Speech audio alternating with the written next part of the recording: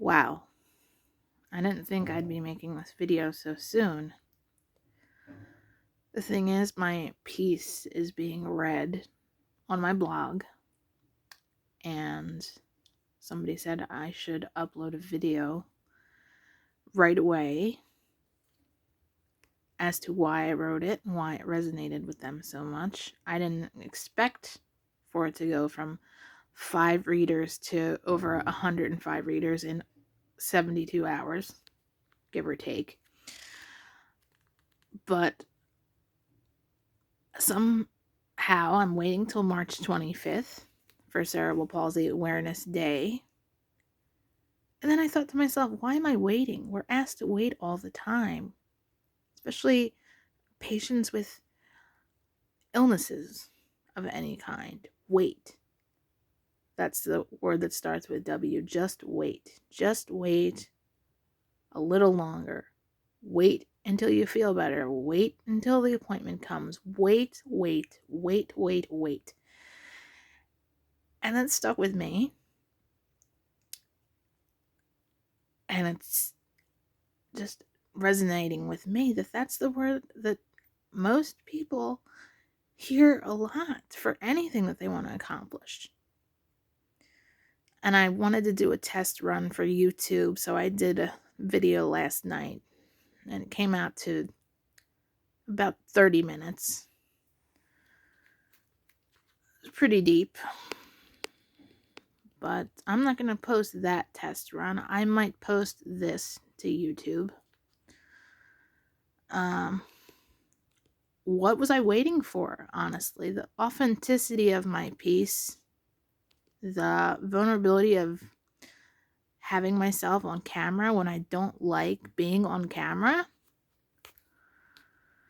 If I'm sitting in a room and a person asks me what I don't like, being in front of a camera is not one of my favorite things.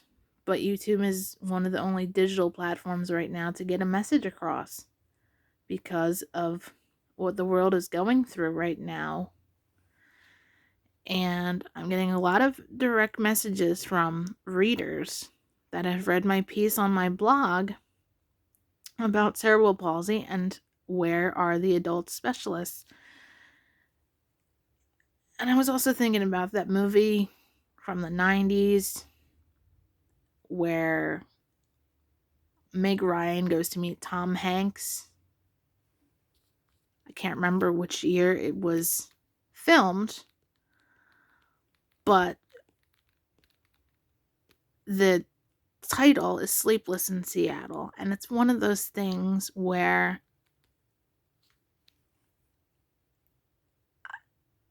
what question keeps you up at night? Where are the adult cerebral palsy specialists?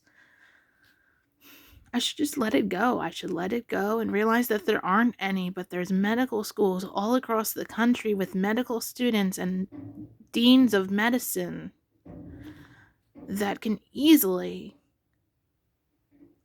look for people that need specialty in cerebral palsy. I mean, the patient demand is there. My piece has been at least given to 2,800 people and counting to share and to read and to comment and to share again. I mean, I don't care how far my writing goes as long as somebody can resonate with it. What do I have? I don't have a writing degree.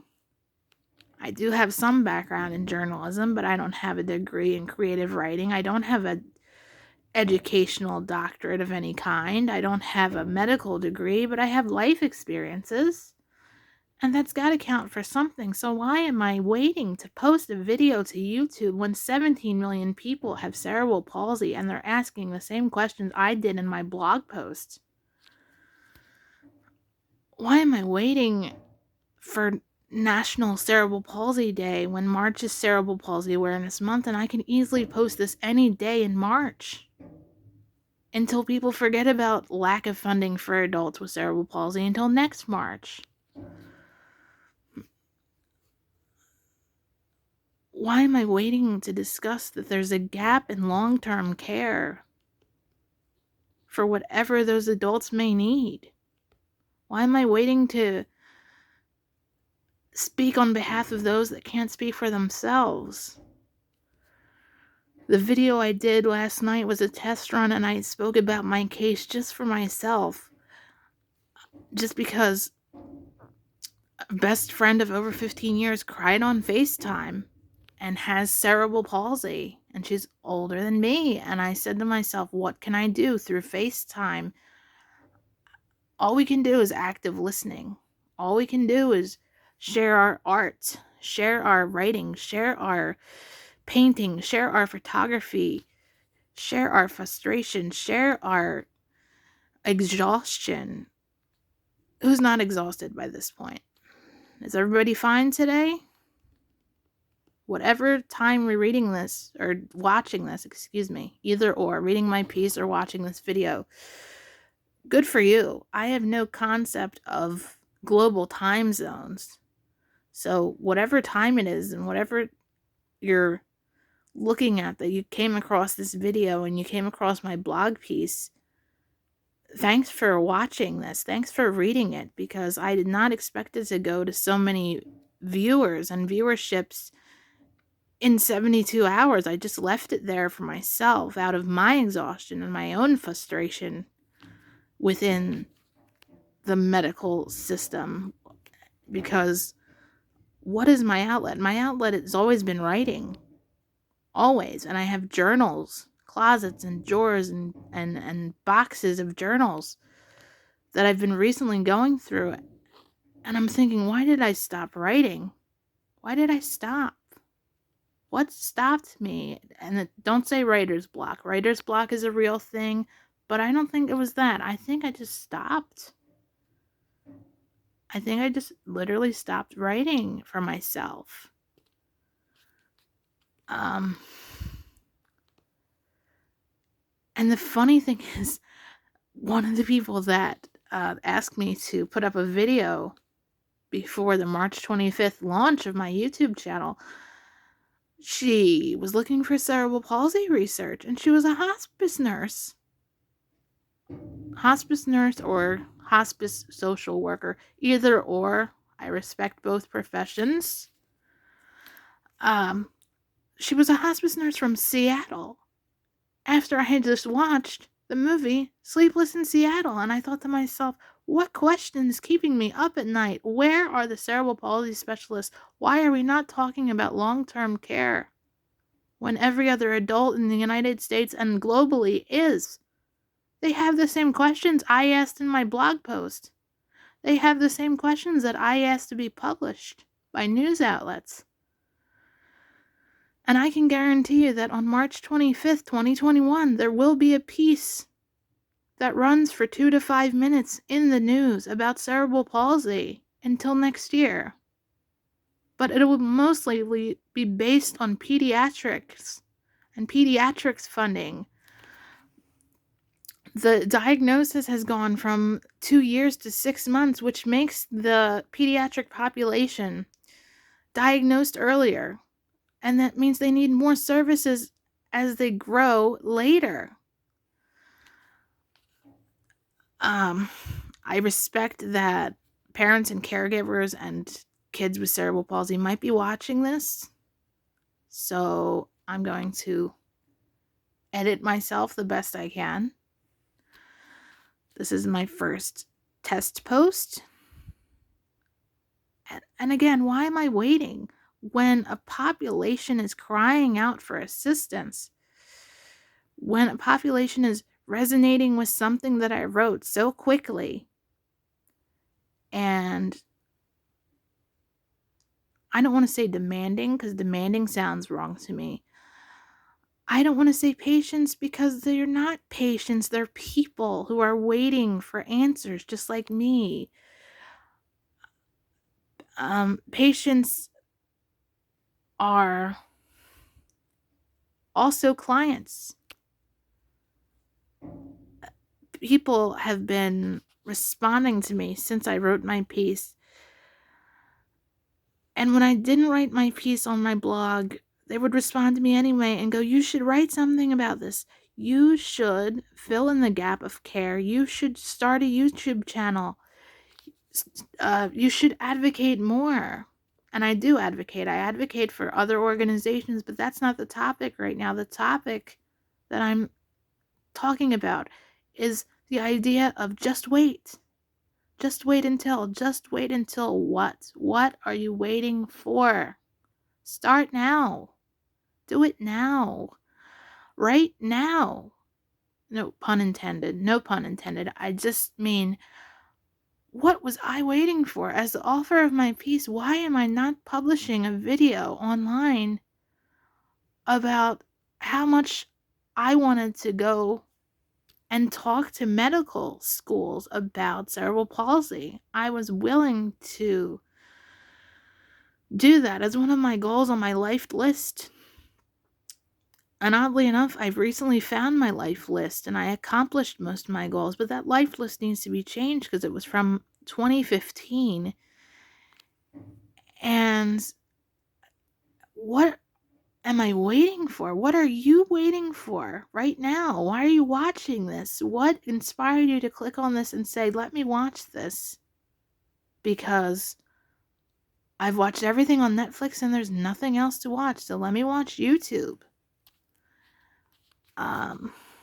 It'd be interesting for me to see how many views I get. Just because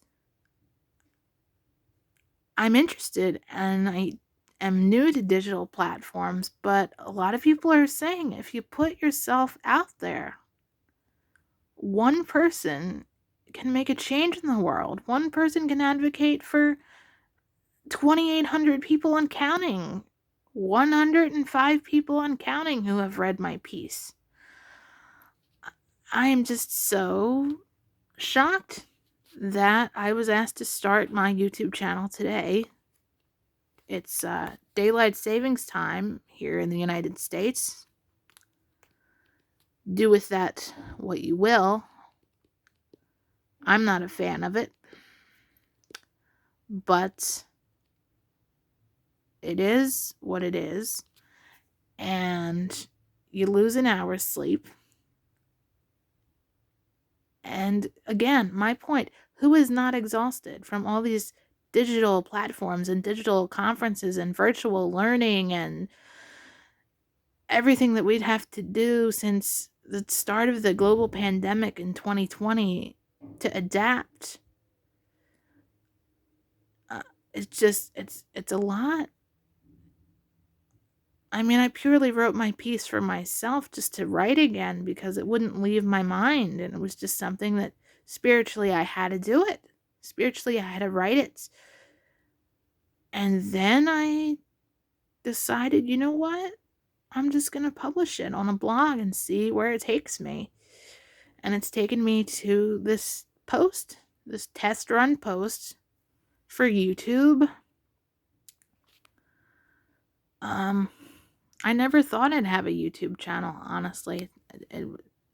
But if this is how I have to speak about issues that I care about and that I'm passionate about, instead of going on stage or in a classroom setting, or sometimes I'm even more comfortable speaking in the foreign languages that I know about certain issues when I'm not feeling well. It's interesting to me. Every day is different. And the whole thing is, I wasn't going to post this. I myself was going to wait. But people keep asking me to post it today, so I'm posting it today. You can find my blog piece somewhere. I'll figure it out. I will figure out how to get that to you. I'm not tech savvy. I don't like technology. I don't like video cameras. But I cannot believe the responses I'm getting from just one article that I wrote for myself. just to get it down and put it away and get it out there. Where are the adult services? Where is the long-term care? Where is the funding? That's great that someone created Cerebral Palsy Awareness Day in 2006, which was exactly 15 years ago, which was exactly the year I graduated high school. Credit goes to whoever that person was. Credit goes to pediatric services.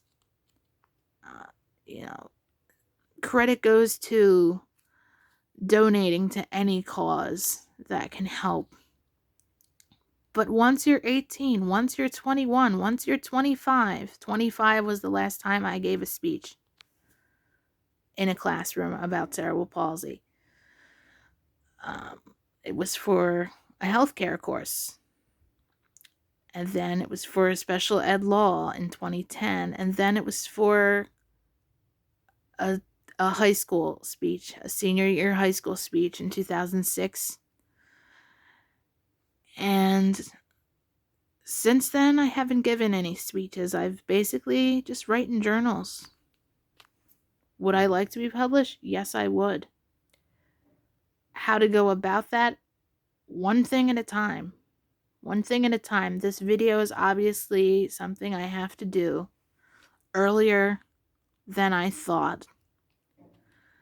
I think I mostly wanted to publish on March 25th out of symbolism. But really, is one day on the calendar enough? Is that enough for a population that's crying out for advocacy, for recognition, for questions, for answers, for just anything that they can get in terms of adults? And I'm not trying to say anything. I had a great pediatric team when I had them, but they retired now. And that puts me in the gray area with something I'm going to have for the rest of my life. Cerebral palsy is lifelong. We need the monetary care. We need the recognition. We need to be heard. We need to be seen. We need to be acknowledged in some way. So why am I waiting? What about this is hesitation? Why am I hesitating? If there's medical professionals out there that are taking a break right now and they went to YouTube and they wanted something thought-provoking or humorous, or just to look at a video and say, you know what, I'm taking a break out of my shift to watch YouTube because I need a minute. Well, there are people with cerebral palsy that need a minute, and obviously they need to be heard. They need to be seen. And it's really hard for me to be on camera right now. I prefer pen to paper. I prefer journaling. I prefer, have you read this, instead of have you seen this? Have you seen my speech? I don't want to say plea. Plea sounds like a bad word. But so many people are telling me to start my YouTube now, today, that, why should I wait any longer?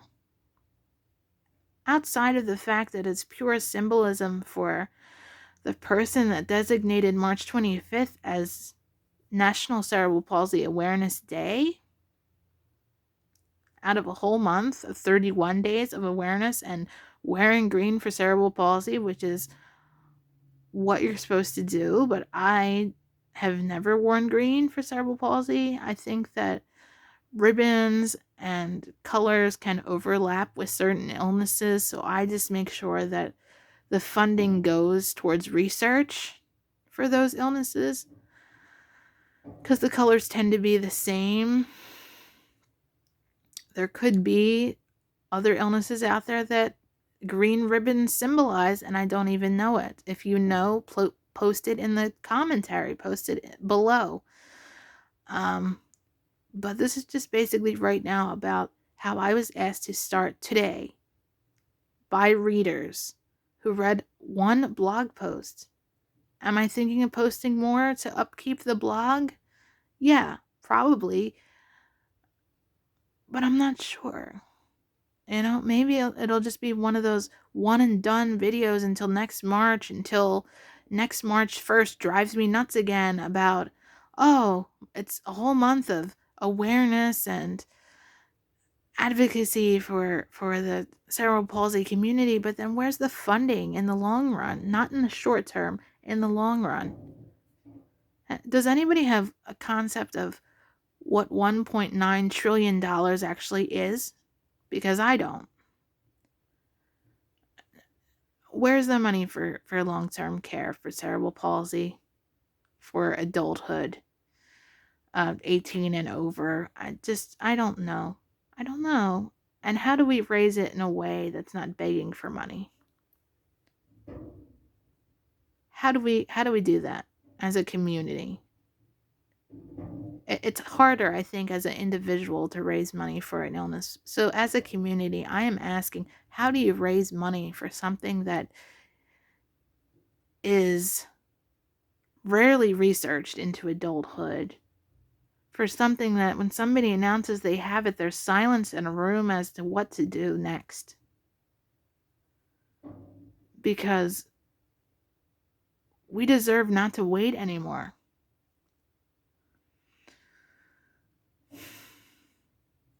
I'm looking at the camera clock right now, and it says 21 minutes long. My other piece for a test run was 28 minutes, so I can talk about topics on camera. Which at some point, I'm just talking about it. At some point, I lose the fear of public speaking. Who doesn't have that fear of public speaking? I majored in foreign languages, and I still don't like cameras. But this had to be done, apparently, because so many people are asking me why. Why wait? And the answer is there's no reason to wait anymore. Today's the day. That's what a new day is for. To start something that you're passionate about, that you want to change, that you want to bring attention to.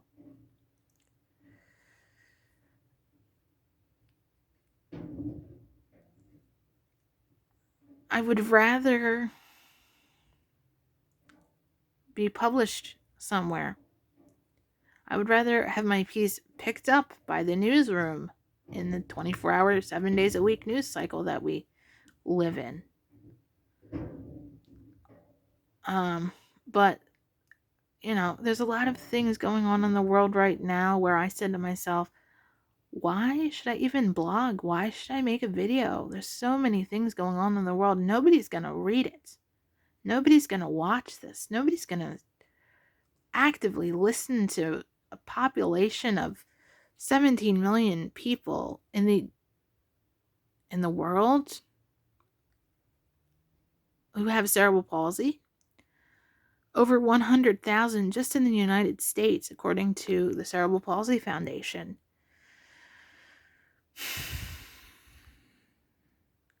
But in all honesty, I don't know what else to do besides go to a digital platform and say, there are adults out there with cerebral palsy, different levels, different types, different needs, different concerns, and they're not being addressed. They're just not. We're all sitting there in a group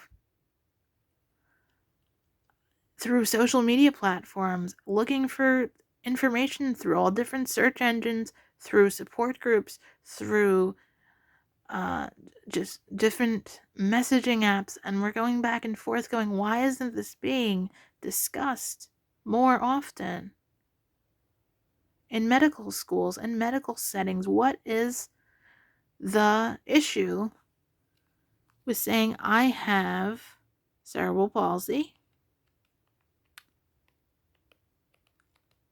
And I would like to know where the adult resources are. Because we all want different things. We all have different visions of what we want our lives to be. The nurse or hospice social worker, whichever profession it was. Thanks for writing in, because I really was gonna just not do this at all. And once you get to a hospice floor, you start thinking about, what didn't I do with my life that I wanted to do? I'm in palliative care, as a person. It doesn't matter what age you are. You can be watching this on a hospice floor right now. But anyway, that hospice nurse really made a good point about, what are we waiting for? If we have an issue to bring to light, if we want funding for that issue, bring it to the floor. And I'm not saying it has to go to Washington. It has to go to, like, the kitchen table. Kitchen table first, and then that's a kitchen table issue, and then maybe we'll pass some legislation somewhere down the line for adults with cerebral palsy funding. I don't know. I think folks that have the condition are really saying to me, you know what, keep it up. Keep writing. Start a video update. Start a channel. Start somewhere, because you can't keep looking at your laptop night after night after night after night. Okay, maybe one night after night was enough, but seriously, all the time.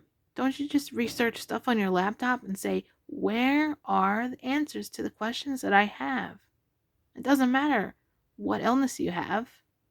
You still want answers to those questions about that illness. And if you can't find what you're looking for, then you have to find a platform for your own voice to be heard. And I'm looking at the clock above me again of the camera, and again it has gone to the same length as last night, 28 minutes. Yeah, I don't know. I mean, I don't know what else to say except for the hospice worker was correct. We only get one chance to put our goals in line, put our affairs in order. And art is such an important thing. Creativity is such an important outlet. Whether it's writing, whether it's any other type that you're interested in. I can't think of it right now, because I'm just thinking about, if somebody were to interview me, the number one interview question would be, why did you write that piece? What inspired you to write that piece? Why now? Why did you wait?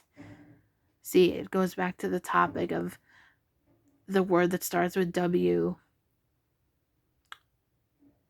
Wait. Don't wait.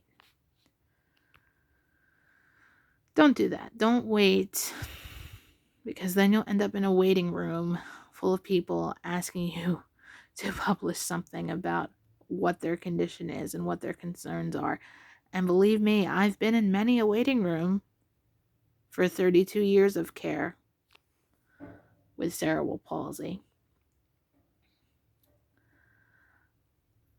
So this is getting posted today. Someone just messaged me. They said, "Can you stand by your work?" And I wrote back, "What work? You mean my life experiences?" I can stand by my life experiences, yes. My work, I don't know what that is. I don't know. Work in terms of a journalistic blog piece, I stand by that. But I mostly stand by my life experiences. You have no idea what a person is going through at any given time. Whoever is watching this, thank you for watching. Thank you for commenting. Thank you for reading my piece. And yeah, it's just amazing the responses I've gotten in 72 hours.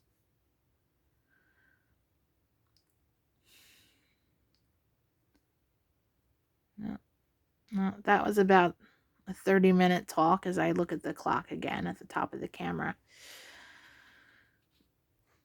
But let's see where this goes. Let's see what happens. I'm still marking this as a test run video, but you know, I'm not going to wait. I think that's the point.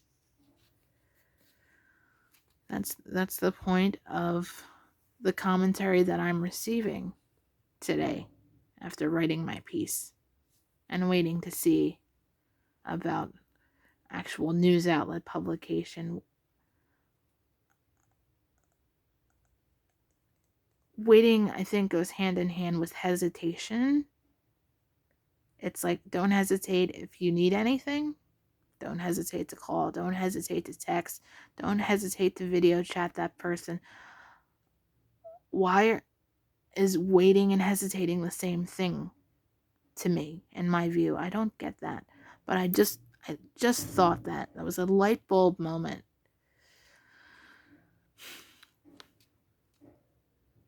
So no more waiting, no more hesitation. I'm going to publish this to YouTube today and see where it goes. See what becomes of it. Because I can stand by this video and leave it up there on the internet multiverse that is all over the globe.